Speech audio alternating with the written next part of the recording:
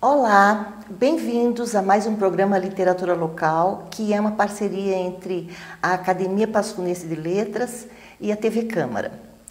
Hoje eu trago um amigo, e eu estou dizendo amigo com letra maiúscula, porque eu gosto muito do Aleixo da Rosa, que é um poeta, que é um filósofo, que é uma pessoa muito afeita aos clássicos. Ele estuda muito, ele lê muitos clássicos, isso ele faz incansavelmente.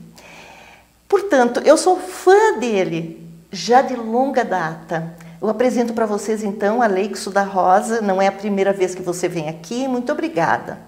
Boa noite, Soli. Eu que agradeço, boa noite a todos também. Pois é, estamos aí de novo, né? Dessa vez trazendo um lançamento, falando sobre o lançamento de um livro que eu escrevi chamado Muitas Cinzas. Muitas Cinzas. Isso. Como é que surgiu esse livro? Porque você escreve muito. Eu te conheço, eu conheço você como um contista, como um romancista, como poeta também. Mas por que um livro de poesias? Olha, nós vivemos num país que a taxa de leitura da população é muito baixa. Então, geralmente, quando nós falamos em poesia, as pessoas pensam em poemas de amor ou coisa parecida. E é claro que... Uma coisa mais lírica, não é? É, exatamente, mas a poesia lírica como tal, a poesia romântica, ela teve o seu apogeu durante o romantismo. Isso há mais de uns 150 anos atrás, mais ou menos. Mas, feliz ou infelizmente, na cabeça das pessoas, a poesia ainda é essa poesia do período romântico, aquela poesia de amor, aquela poesia de declaração, né? Sim. Mas é claro que não, a poesia já é uma poesia política, é poesia social, é poesia filosófica existencial. Existem várias formas de se fazer poesia, né? De se fazer um poema. E eu acredito que a poesia hoje ela tem tanta relevância quanto ela sempre teve na história da literatura, porque ela expressa a nossa vida como um todo. Então, a poesia é uma forma artística por excelência, que tem sido praticada aí há mais de 2000 anos, mais ou menos, né? E tem muito a nos dizer, na verdade, sobre nós e sobre o mundo no qual nós vivemos. Então, por isso também a poesia. Eu não escrevo só poesia, mas eu iniciei escrevendo poesia. Quando eu tinha 16, 17 anos, as primeiras letras que eu compus foram poemas. Mas você estava falando, nós. Eu queria falar sobre você. Eu queria falar sobre você, sobre quem você é, sobre um pouco da tua trajetória, por que você é assim. Por que esta poesia tão forte? Olha, eu cresci numa casa que nós não tínhamos muitos recursos financeiros, mas havia muitos livros. Eu tinha asma, então quando eu era criança eu não podia correr, não podia fazer outras atividades que as crianças normalmente fazem. Mas havia livros. Então a minha associação com a leitura, com a literatura, ela vem de muito cedo. Eu aprendi a ler em casa, inclusive antes de ir para a escola ainda, né? De tanto que eu gostava tal era a minha identificação com os livros. E eu me lembro até hoje o primeiro livro que eu li, era um bolsa-livro, inclusive, aqueles livrinhos antigos de uma história de terror, Monstro do Bosque. Me lembro até hoje, eu tenho esse livrinho guardado de recordação para mim, inclusive. E a partir daí eu sempre fui lendo cada vez mais. Quando cheguei na adolescência, a gente chega naquela fase que faz aquela pergunta, né? O que eu gostaria de ser na vida? E surgiu o desejo de ser escritora. Não, poxa, mas eu gosto tanto de ler, né? Eu gosto tanto de escrever, aprendi tanta coisa lendo. Então, eu queria ser escritor. E aí que eu comecei a minha caminhada. Eu escrevi meu primeiro livro de poemas, eu acho que eu tinha uns 17 anos, mais ou menos. Levei um ano para escrever. Escrevi... E é óbvio que ficou horrível, ficou muito ruim, né? Evidente, porque com 17 anos de idade... E você levou um ano para escrever porque você é uma pessoa metódica, é ou não é? Sim, claro. E depois disso eu escrevi mais 3 livros de poema ainda, ao longo dos 3, 4 anos. E um deles eu tive o disparate de publicar quando eu tinha 19 anos, que foi a minha primeira publicação quando eu tinha 19, que é um livro que eu não costumo mostrar para ninguém. Porque 19 anos de idade, 19 anos, você é muito novo. Você transgressor, tem pouca coisa... é um livro transgressor? Não, muito pelo contrário, era um livro bonitinho até. Um livro bonitinho, um livro chamado O Vinho e o Chocolate. Como? O Vinho e o Chocolate. É um livro bem, não, exatamente, não tem nada a ver comigo tal como eu sou hoje, né? Então, era uma coisa mais de adolescente mesmo. Mas, desculpa, mas é um exercício, né? Importante. Sim, claro. Essas coisas que a gente hoje considera bobagem são exercícios que a gente precisou fazer e que foram fundamentais, não é verdade? Faz parte da caminhada. O Ferreira Goulart, por exemplo, o primeiro livro que ele publicou, ele também, ele não coloca junto, né? Não me comparando, obviamente, né? Mas ele não coloca junto, se não me falha a memória, na bibliografia oficial dele. A mesma coisa acontece com o Moacir Scliar. O primeiro livro que o Moacir Scliar escreveu de contos, ele não gosta, ele despreza totalmente aquele livro. Porque o que acontece? Você escreve um livro com 19 anos, você quer ser um escritor, um bom escritor, minimamente razoável. E aí você publica aquilo e você vê que você não atingiu o que você gostaria de atingir. Você percebe que, como leitor, você não gostaria de ler aquele trabalho. E aí você faz o quê? Você se autocritica e a partir daí parte para tentar melhorar através do estudo. Agora, Alex, o legal disso é você reconhecer que aquilo foi muito ruim, como você mesmo disse, que eu não acredito que é tão ruim assim, e você não se sabota, sabe? Não é legal isso? Sim, claro. Por que tu não te sabotou? No estudo da criação literária, existe o seguinte: quando as pessoas começam a escrever, existe uma total identificação de quem escreve com o texto. Existe aquela história que precisa estar inspirado, que a pessoa se coloca no texto. Quando você se identifica com o texto e alguém critica o teu texto, é como se essa pessoa estivesse criticando você. Não é? E você se sente magoado, você se sente ferido. Isso não é bom para quem quer seguir uma carreira de escritor, para quem quer escrever seriamente, a longo prazo. Por quê? Porque aquilo que eu faço não sou eu. Porque hoje eu posso fazer alguma coisa, mas eu posso fazer essa coisa melhor amanhã. Então eu tenho que estar sempre procurando melhorar, né? E se eu não me coloco nessa coisa, eu consigo vê-la de um modo mais objetivo, consigo vê-la de fora e consigo perceber o que eu preciso fazer para continuar evoluindo. Alexo, eu tenho um problema com isso. Mas, Alexo, me diz uma coisa.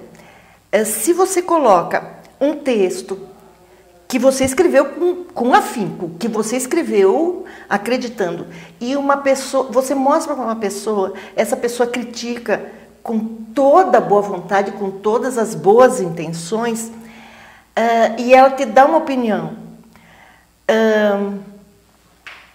O que eu quero dizer para ti? Não precisa submeter isso a várias pessoas para que tu tenha um feedback mais amplo. Será que uma pessoa só não vai tentar te padronizar essas coisas?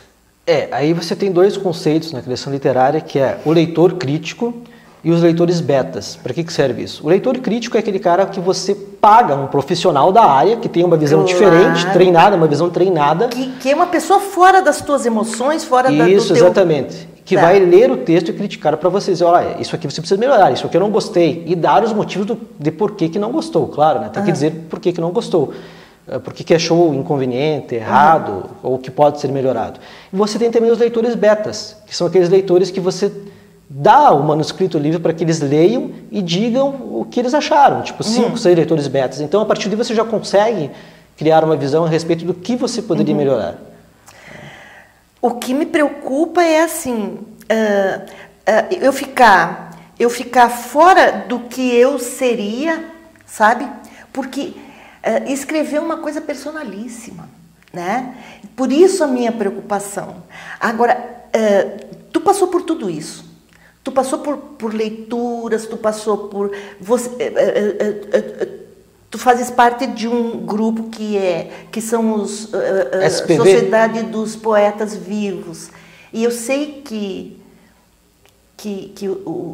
o que você escreve fica submetido a eles, e eles criticam, e eles te ajudam, e eles conversam sobre, né? Mas eu vejo assim uma personalidade muito grande no que tu escreve. Mas é que aí, o que acontece? Quando eu tinha uns 17 anos, por exemplo, eu percebi que eu precisava ler mais. Eu quero ser um escritor que não lê é bobagem. É como um músico que não ouve, um músico tem que ouvir, um escritor tem que ler. Uhum. Aí eu já comecei a fazer um diário de leituras, então eu lia 5, 6, 7 livros por mês e ia anotando todos os livros que eu lia. Hoje eu já não lembro mais quantos livros eu li. Porque eu acho que o escritor até tem a obrigação até de dar exemplo. Porque tu volta naquele que tu gostou, né? É impossível, eu acho, mas fazer aí uma que coisa muito através da leitura, através da leitura você cria um espelhamento. Porque quanto mais você lê, melhor você escreve, melhor você se comunica, melhor você pensa.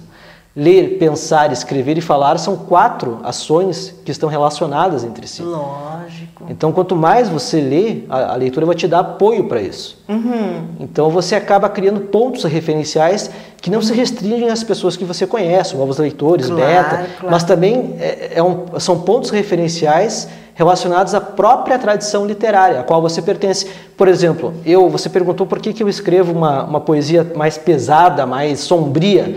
A minha eu tradição... falei disso também, né? Isso. Essa é a capa do livro, né? Isso. Depois a gente vai falar nele.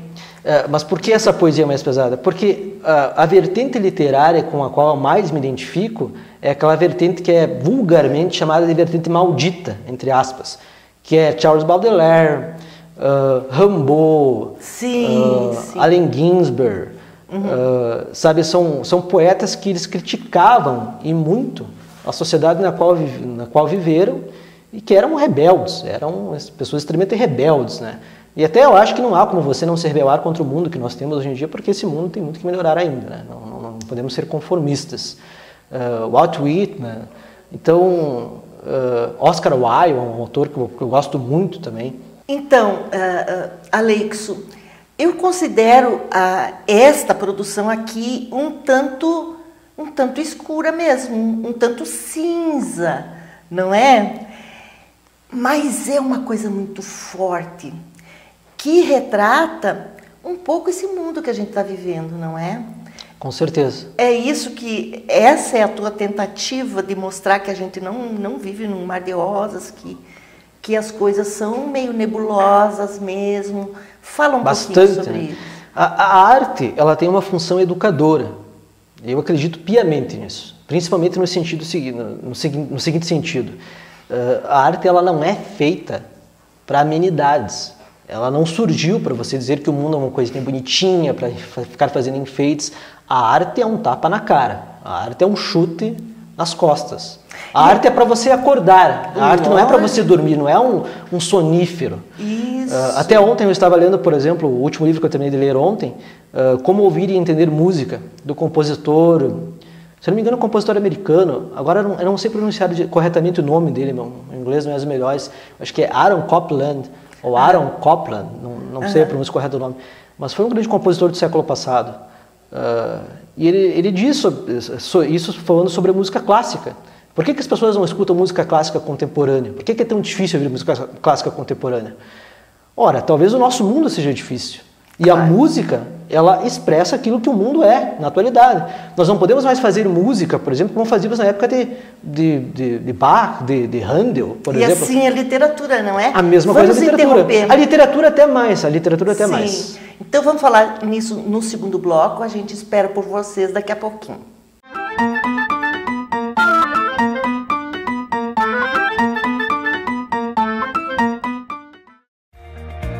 O que é importante para você é importante para a Câmara. A Câmara de Vereadores tem compromisso com a comunidade e transparência na gestão. Por isso, debater as necessidades da comunidade faz o trabalho do Legislativo ter muito mais resultados para você. Com participação, as mudanças acontecem e os investimentos geram mais desenvolvimento e garantem um futuro melhor para a nossa cidade. Câmara de Vereadores de Passo Fundo, a casa dos grandes debates.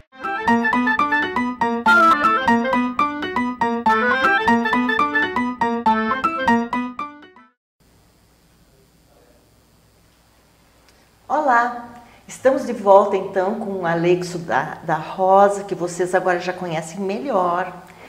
vamos continuar mostrando a obra dele, vamos continuar mostrando este lado tão brilhante que ele tem, que eu gosto tanto, que é um lado mais erudito, mais clássico. E eu gostaria de falar especificamente sobre muitas cinzas. O que é que tem aqui dentro? O que é que tem nesta capa? O que quer dizer muitas cinzas? São 31 poemas. Esses poemas eles foram escritos ao longo dos mais ou menos uns 3, 4 anos. Eu tenho um blog chamado Pétala e Orvalho. Para quem quiser acessar, inclusive, é www.orvalho.blog.br. E eu sempre posto toda semana, ou de quando em quando. Claro, eu não tenho muita ordenação na hora de postar, assim, mas é o meu repositório de trabalhos, digamos assim, quase concluídos. Então a maioria desses poemas veio desse blog. Em relação à capa, né, porque essa capa mais sombria, todo poeta quando escreve, todo poeta não, a maioria, digamos assim, escreve com uma característica. Tendo como ponto de partida uma metáfora, geralmente, porque a poesia trabalha muito com a questão da metáfora. Muito. Então, poetas como Carlos Drummond de Andrade, por exemplo, ele tinha a pedra como metáfora, né? No meio do caminho tinha uma pedra no meio do caminho. Um dos poemas mais conhecidos dele de toda a literatura brasileira. Sim. A minha metáfora é a cinza. Eu acredito que a vida é um processo de queimar-se, né? De queima contínua. E o que sobra são cinzas. Inevitavelmente, tudo que nós vemos, esta mesa, tudo está fadado à corrupção, tudo está fadado a se diluir. Então, e o que sobra são cinzas, né? Tudo que é areia, tudo que resta são cinzas. Isso é Heráclito. Tem uma ligação também com a questão do devir fogo, heraclitiano. Né? O fogo como símbolo do devir, o fogo como símbolo das mudanças. E conforme tudo vai queimando, o que vai sobrando são as cinzas. No entanto, existe um aspecto positivo nisso, porque se existem cinzas, é porque existe uma vida que foi vivida. Não há como viver sem deixar detritos atrás de si. Não há como viver sem se destruir, sem se corromper com a passagem do tempo. Mas isso é uma mega metáfora. Isso é uma mega metáfora. Muito bem. E os poemas? Todos prontos? Já há um livro virtual? Sim, o livro ele será lançado em formato digital, e-book, está no pré-lançamento.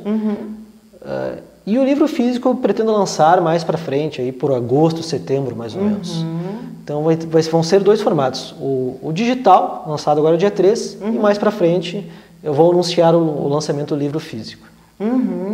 Com certeza a Feira do Livro vai ser presenteada, vai ser um palco para o teu livro, não é? Pretendo, acredito que sim.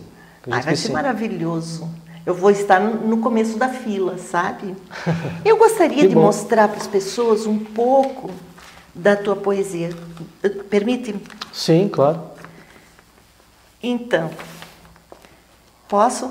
Sim, até para dizer para quem está assistindo, esse aqui é o manuscrito original, né? Essa foi a primeira impressão que eu fiz dele, depois em cima disso aí eu corrigi. Ser de trevas. Meus olhos tristes e cansados carregam a mais humana de todas as dores. Transbordante solidão, cálice sem fundo, pudesse falar do amor à noite, sonhos atrelados a todas as casas. Mas experiências várias tive, grotescas coisas vi. O brilho d'alma perde o viço. No alto do monte ou de um morro, à espera de luz, sol que nunca nasce, ausência já tão certa. Ó ser de trevas, se olhares para o céu, queimar-te-ás. Adorei. Muito obrigado. Adorei. é ácido, né? Uma dessas características da minha poesia é que ela é ácida. Ela é ácida, ela é afrontosa, digamos assim, em alguns momentos. No sentido de que, como eu disse, nós temos um mundo tal como está aí que nós não podemos aceitar esse mundo.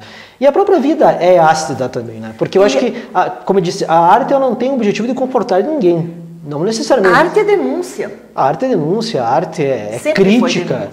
A arte é você apontar o que está errado e fazer isso de uma maneira peculiar, que só a arte tem. Então, eu não gosto de fazer poemas assim muito certinhos, muito tranquilinhos. Eu acho que a poesia é isso mesmo, é um tapa na cara.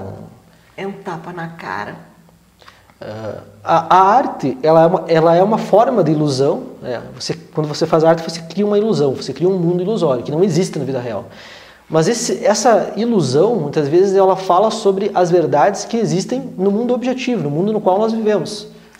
E existem pessoas que dizem que o poeta é um fingidor, que o poeta é um mentiroso. Não, existe uma tradição que diz, inclusive, se não me engano, até na época de Platão mesmo, né? Havia a condenação dos poetas porque eles não falavam aquilo que era a verdade. Mas para começar até... A gente vai evoluindo, o mundo vai evoluindo e as coisas vão se modificando, não é? Sim, até que a própria definição de verdade, na verdade, já é um problema, né? São mais de 2 mil anos de história da filosofia sem uma definição. E não se sabe ainda. Exatamente. E nesse sentido, a filosofia e a arte comungam, né? Elas se encontram. Porque a arte ela também não tem o objetivo de dizer uma verdade, mas ela diz verdades, existem verdades na arte, mas ela não tem o objetivo de dizer uma verdade. A filosofia busca a verdade, mas está sempre buscando e a resposta está sempre escapando. A filosofia ela é muito mais um girar das perguntas, digamos assim, do que uma resposta pronta. Você sempre provoca isso em mim. Na tua opinião, Aleixo, qual é a forma ideal de se fazer filosofia? Pela música, pela poesia? Qual é a fórmula ideal? O que melhor diz a filosofia? Olha, eu acho que é preciso separar um pouco as coisas. A arte é uma área, a filosofia é outra. Elas podem se encontrar em determinados momentos. Nós temos, por exemplo, o exemplo do filósofo Jean Paul Sartre, né? Que ele era escritor também. Inclusive escreveu contos muito bons, peças de teatro.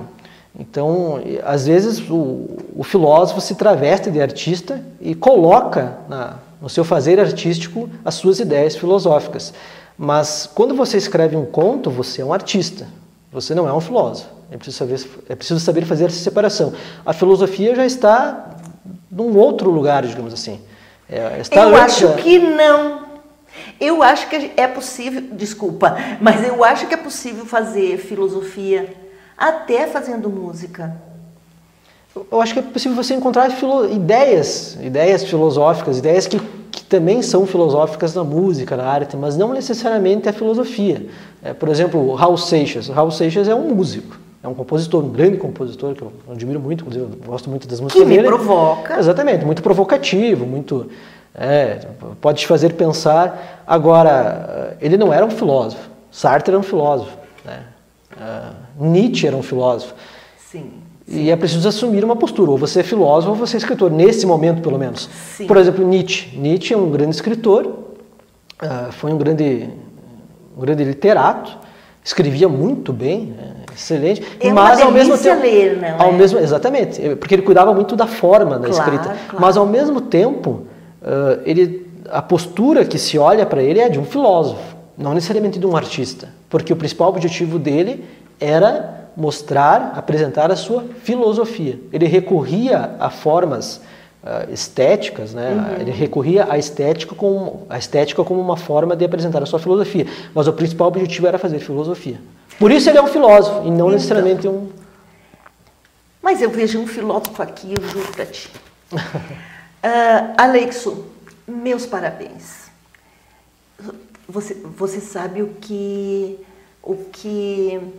quanto eu gosto de ti, o quanto eu gosto o quanto eu admiro o teu jeito de movimento nesse mundo, o teu jeito de ler os clássicos, o teu jeito de aplicar os clássicos, o teu jeito de conversar, eu adoro. Quem não ler isso aqui não vai te conhecer direito. Então, procurem esta obra, procurem o blog dele. Quer mostrar a capa? E eu agradeço, pode, mostrando a capa. Procurem o Aleixo, que vocês não vão se arrepender, tá bom? Até a semana que vem. Muito obrigada, Aleixo. Muito obrigado, eu que agradeço.